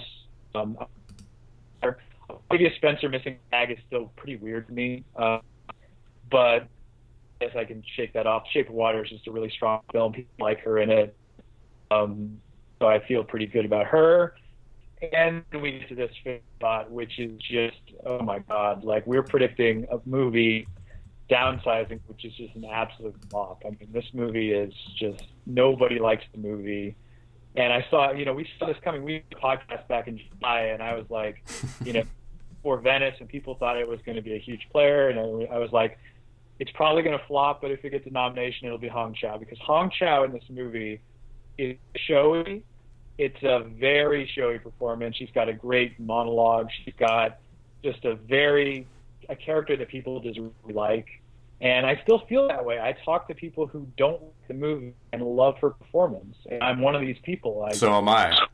You liked it too. Yeah, no, it's like, I think the passion is there for her. And like I mentioned with Florida Project and my personal predictions, I tend to gravitate towards passion votes. I think now, I don't know why she would have gotten in at SAG, which is not weighted more about ability. Why she would have gotten in at SAG and here, it doesn't make sense to me. It's one vote performance in the way that I Mary J. Blige, and I don't see a number 1 vote performance in that with her. Now, clearly people are responding to it. She also made SAG and Globe just like her. And like Hong Chow. I'm just betting on the role, to be honest. And Mudbound was like Best Picture nominee. I'd probably pick Blige, but it's not. It has super strong campaigns. Blige's campaign is insane. I mean, she's been on it to Cannes. I think she went to Cannes and started campaigning like May. But I'm sure too. And I'm not using this as the basis for predicting her, but I just wanted to say, I know you like stats with like, I'm not. If Hong Chow doesn't get nominated and Ghost in the Shell misses, it'll be the first time Paramount has 0 Oscar nominations. And that hasn't happened since, I think, 1992. Yeah.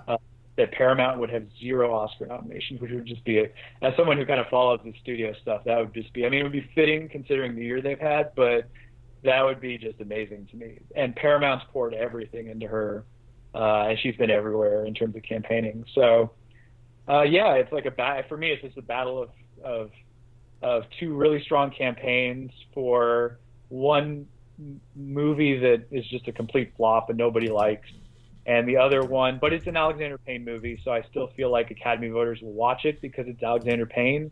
And the other movie, which is a Netflix movie with a role that I just don't think resonates enough. I don't think the role's good enough, just my opinion. But I've always kind of felt like Blige is kind of the one who would hit all the precursors and then miss the Oscar nomination. So, but there are, like you said, there are other candidates. Leslie Manville is wonderful in Phantom Thread, and I would love to see her get nominated. I don't think that movie is. I think that movie is woefully underseen, and I don't think it's the type of movie that can survive a late rollout because, as I mentioned before, it's not a movie built for award season consumption, in my opinion. And then, Kristen Scott Thomas, I mean, the ultimate coattail. She does nothing in that movie. I know. I mean, it's possible, but I'm sorry. I'm not gonna bet on that. And, and I guess Tiffany Haddish, they did send Girls Trip screeners to the Academy. It does feel like that kind of New York win was like a one-off. It really didn't catch on with like regional critics wins and other critics groups, and it just feels like Universal botched that campaign. They botched it in November when they didn't even have an FYC page up for her.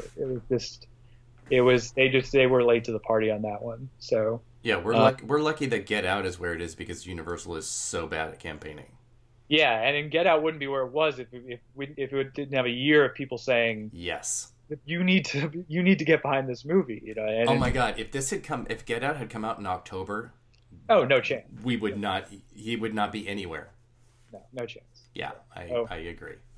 So yeah, it's probably down to Chow and Blige. I do think Manville, if enough people have seen the movie, I could see that. She did get into BAFTA, but BAFTA only is a horrible precursor to bet on. So yes it is. I'm high on Hong Chow for a lot of reasons. I think she is absolutely incredible in a bad movie, which I totally agree. Which the Academy has allowed before. She is extremely sympathetic. She is representative of a social and political climate right now. It's almost a little too on the nose with that giant wall in the movie. She also would represent the first Asian actress to be nominated since Rinko Kikuchi in 2006. That can't be understated. I keep kind of returning to optics in this because of the last 2 years and because we have 1,400 new members of incredible diversity, younger people, women, people of color, international members.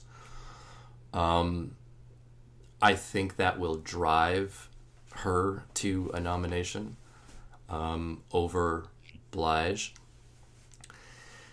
Without, and I say these things without trying to be crude about it, but if Spencer gets in and Blige doesn't, you don't lose that element of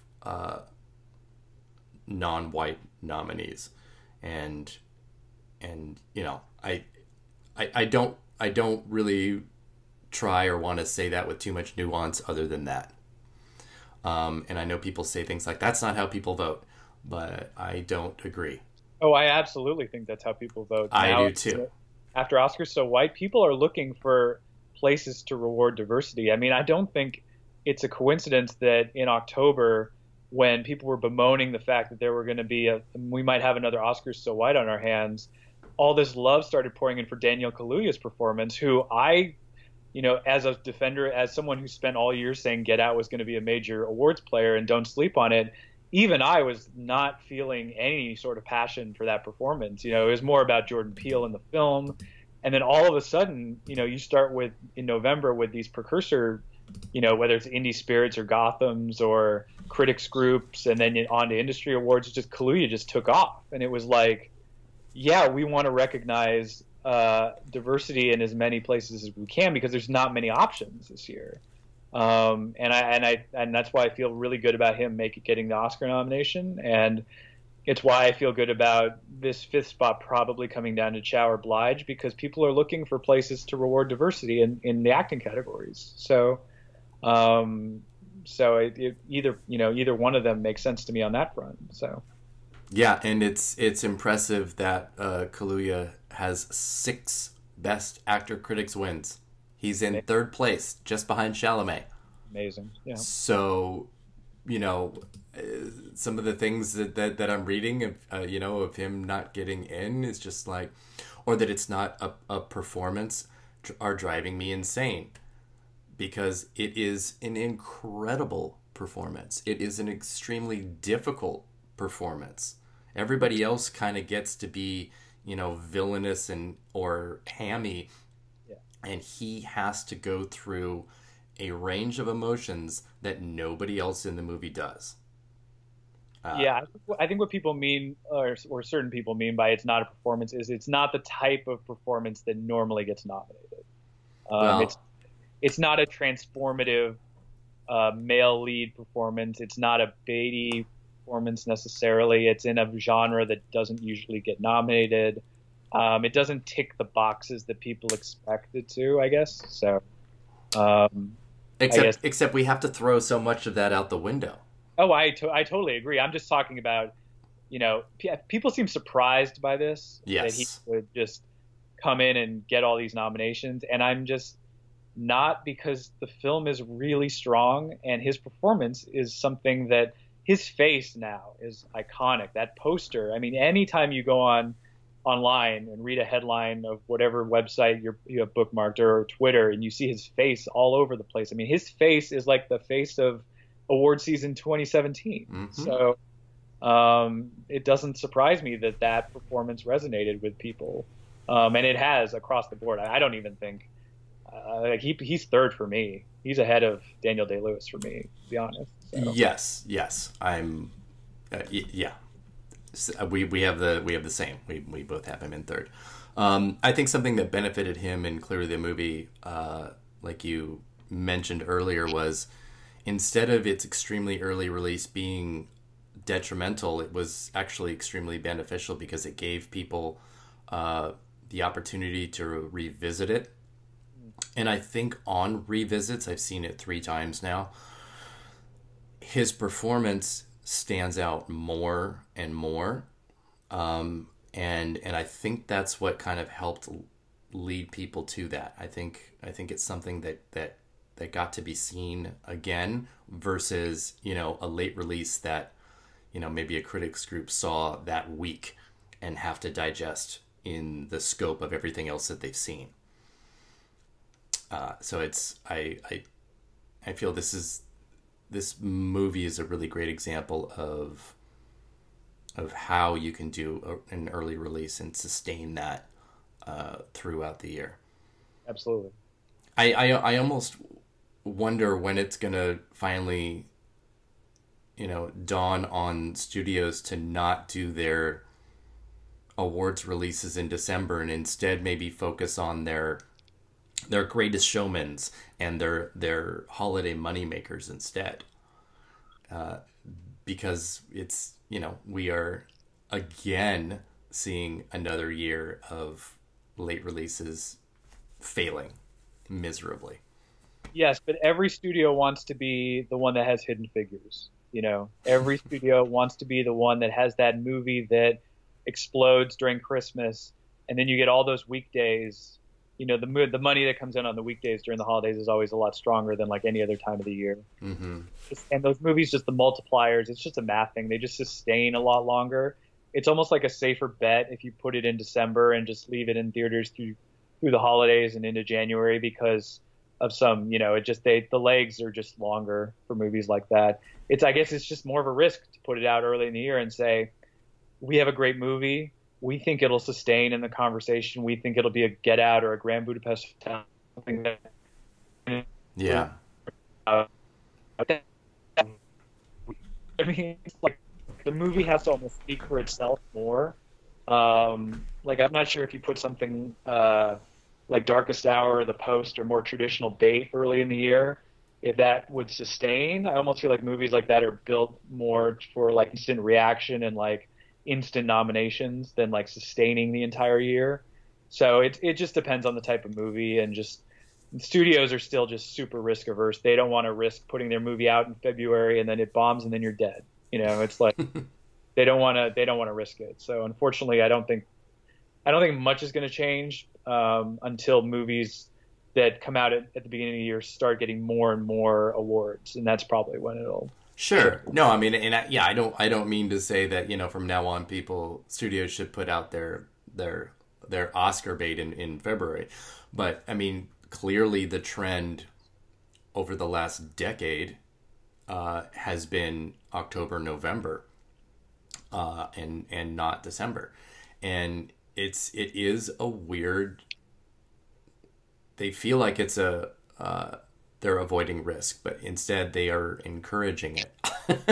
Well, I do think it's a little strange that these studios don't, like the last couple of years, October and November, especially October, have been pretty empty in terms of like awards players, and they pack them all into December or like Thanksgiving or later, basically. Like a movie like Call Me by Your Name, I feel like should have been out in October. Yes. And they pack these movies in so late into December, and then you're going to have things fall through because of that. And I feel like October and November is really the breeding grounds for, like, Lady Bird and Three Billboards came out at exactly the right time because those were the two awards movies that were the ones to see. And I feel like Lady Bird wouldn't have nearly the gross it had if it came out a month later. You know what I mean? It just because it came out early November, had that entire month to itself, along with Three Billboards. Those two movies really kind of established themselves as like the frontrunners.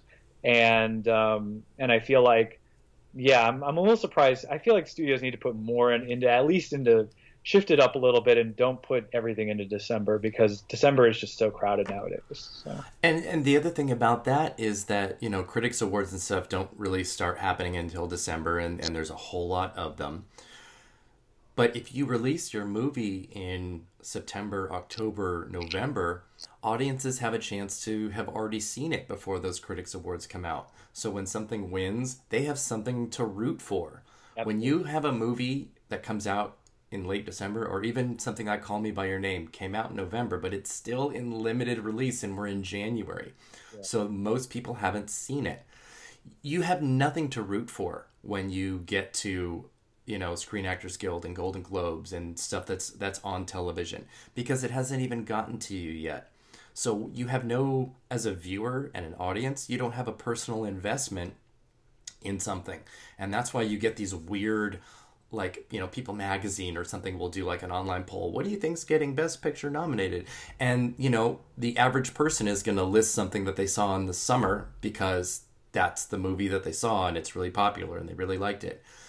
And there is this separation that happens, and I feel like it's happening even more because of that. I see things early enough in advance, so I'm not missing out on stuff. But the majority of people are not. And if you don't go to a film festival, or you don't have a film festival that's local to you, you don't have an opportunity to see these things and, like I said, have something to root for. And I think that's one of the most fun elements when you're watching the Oscars or the Globes or any of these shows, is that you want to personally champion for something. You want to see something succeed, because you liked it or because it represents something. And that doesn't happen when nobody has seen your movie, but it's showing up at award shows. Absolutely. I love that point you made, because I feel like there is a real fracture in the conversation between what's going on with all these awards and industry and critics and what the general public gets to see or experience or talk about. You read like pieces online about movies that are not even out in theaters yet. You can Call Me by Your Name. Most people still can't see it. But it feels like for us, it's been out for months. You know what I mean? It feels like there's a real divide. And I feel like ultimately, when you get that year after year after year, that's going to erode movie interest, interest in going to see the movies, because you're not part of the conversation immediately like you are with television. Like everybody, if you want to watch a television show that shows up on Netflix or shows up on Amazon or just any cable channel, you're immediately part of the conversation. And I feel like movies nowadays, there's a real distancing of general audiences from what's actually happening in the industry. And I feel like that's really bad for it. And I feel, and that's probably what's causing a lot of the disconnect between audiences and moviegoers, and maybe that affects ticket sales and that affects everything really. So it's a little disheartening. Yeah, I agree with you on that front. It is, and that's exactly why something like Netflix came about, because there is no wait period. You get to see it. And the irony of that is you don't get the awards credibility with Netflix that you do with, you know, a traditional release. I talked to Dee Reese in October very briefly about Mudbound and about the decision to go with Netflix, and she just doesn't give a shit about the awards element at all, which props to her. And what she said was really important, and that was her first movie, Pariah, is a movie that the majority of Americans would never have had a chance to see if it had not been on Netflix. It's not going to come to your 10,000 person town in the Midwest. Even when it played, you know, on the coasts, it was an extremely limited release. You put a movie like that on Netflix, and it opens the door and the visibility for millions and millions of people to see stories they wouldn't normally see, and have an opportunity to see things that they are not given by studios. And that was the reason why she wanted to go with Netflix, and I completely respect that, and I love that. And this is, you know, circling back to the previous conversations. This is a major year between the relationship between Netflix and the Academy. And if they decide to bring them into the fold and allow their extremely untraditional distribution to be a part of the Oscar family. And we already know that the Academy is very late to make changes. But if they can, the way that they have in the last 2 years, then we might see that paradigm shift.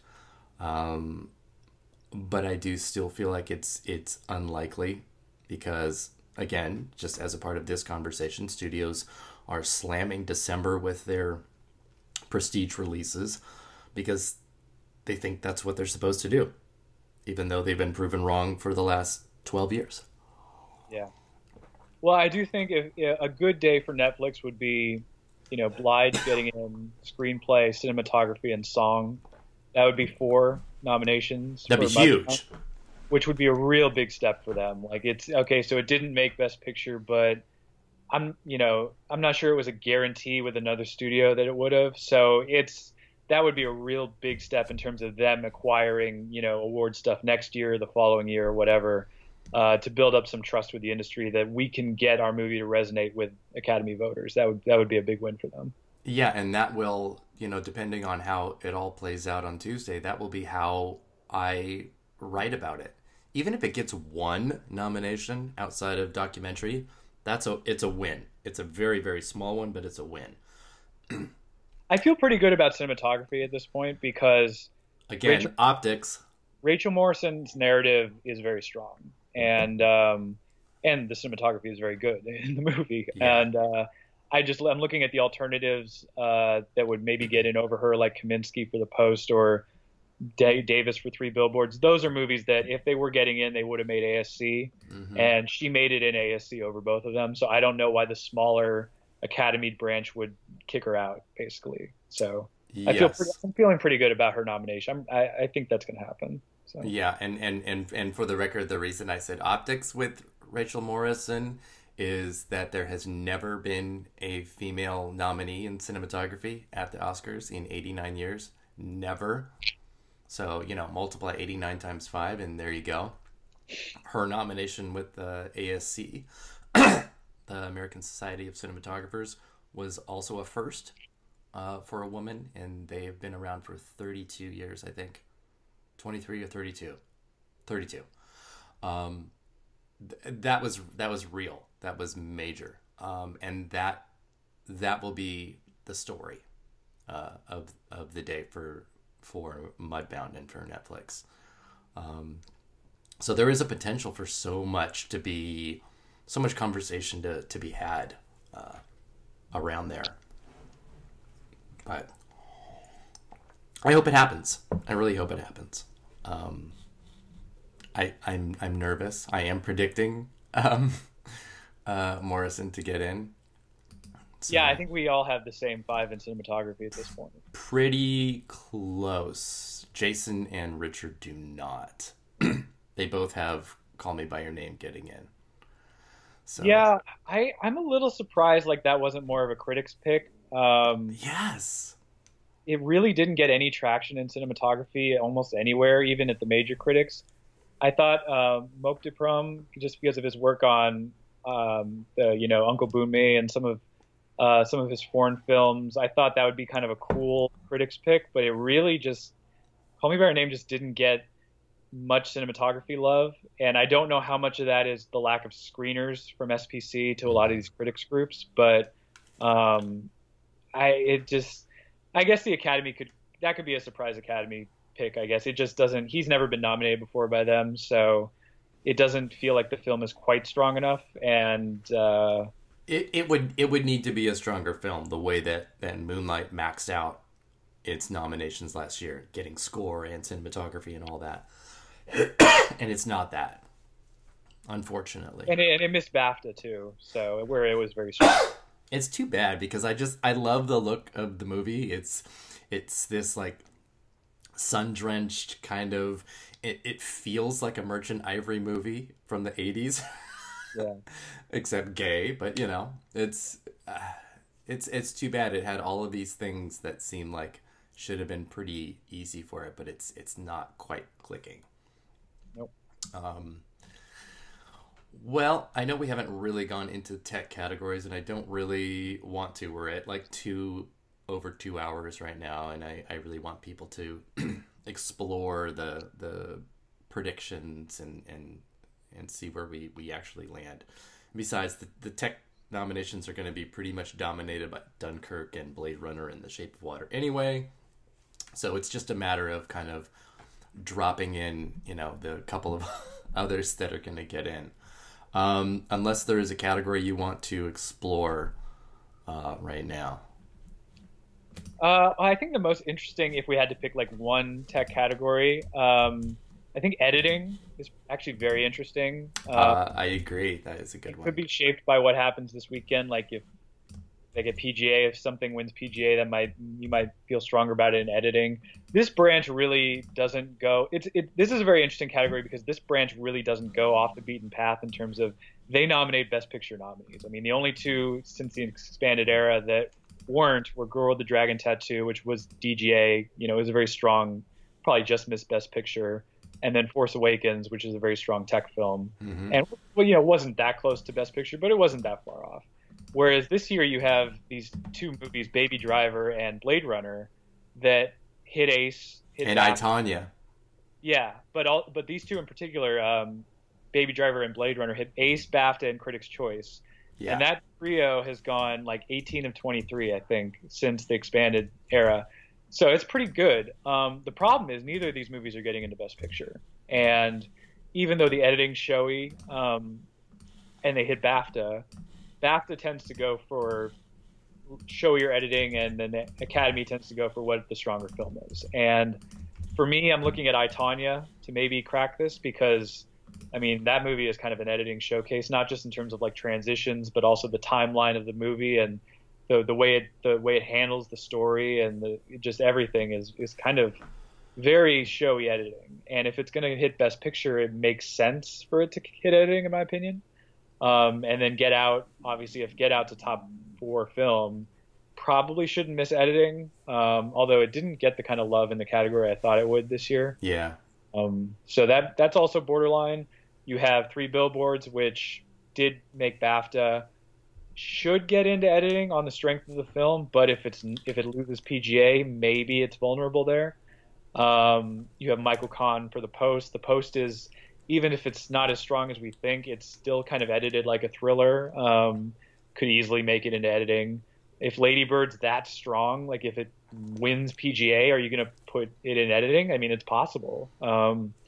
So you have a lot of options here. I think the only ones that are safe are Dunkirk, obviously, Yeah. and Shape of Water. Those are the two that are like, yeah, those are getting into editing. Everything else is kind of like 3 through 9. For me, it's like all over the place. You could put them in any order, I feel like. So Yeah, I definitely agree. I went kind of back and forth on I, Tonya and Baby Driver for the 5th spot, and I landed on I, Tonya for right now, even though Baby Driver has the most editing wins critically.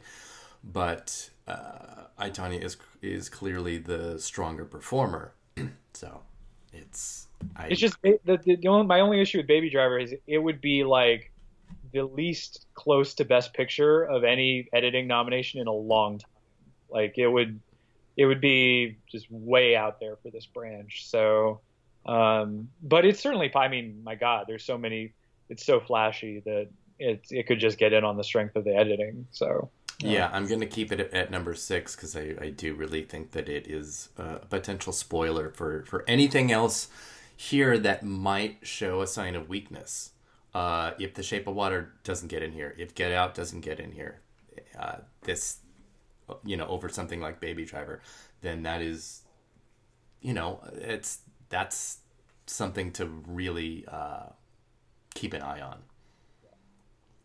But yeah, it's an interesting category. I think a lot of the other ones are pretty much like you said. Dunkirk, Shape of Water, and Blade Runner are kind of like at the top of like all these lists, and you're basically like figuring out the 4 and 5 spots in these categories.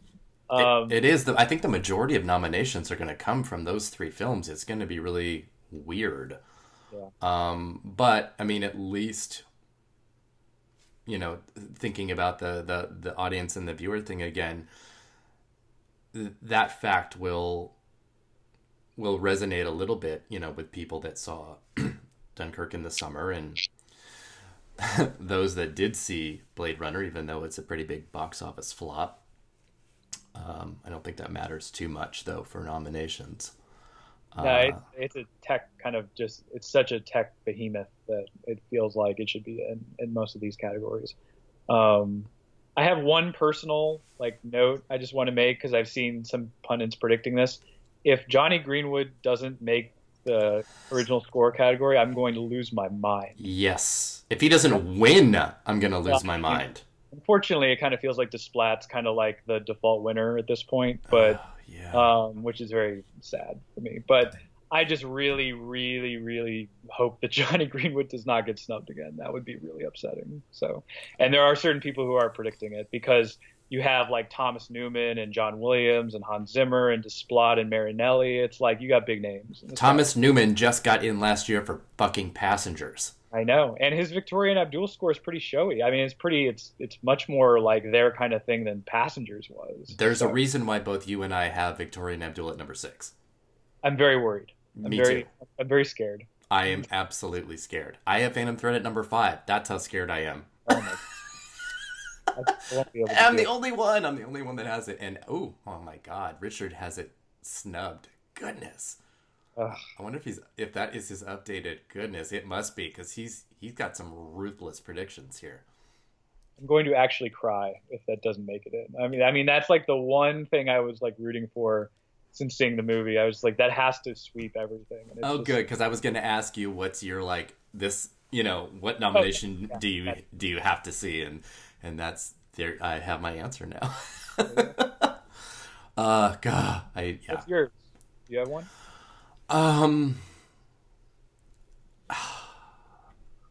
It would be Michael Stuhlbarg. Yeah. Okay. And not just because, he was like my number 1 since Sundance, and I only, finally had to start bumping him down in like October. It would, it would break my heart for him to not get in. There is so much attached to that performance and that final conversation that he has, that's steeped in like wish fulfillment, and for so many LGBT kids wishing that this was the conversation that they could have had with their parents and not maybe how it was or turned out. And that's a really powerful pull. And it means a lot. I think any parent that sees that movie and sees that should be moved by it. So yeah, I would love that. But I mean, like I've said, I have tried to remove the emotional element of this as much as possible. Although last year totally fucked me up.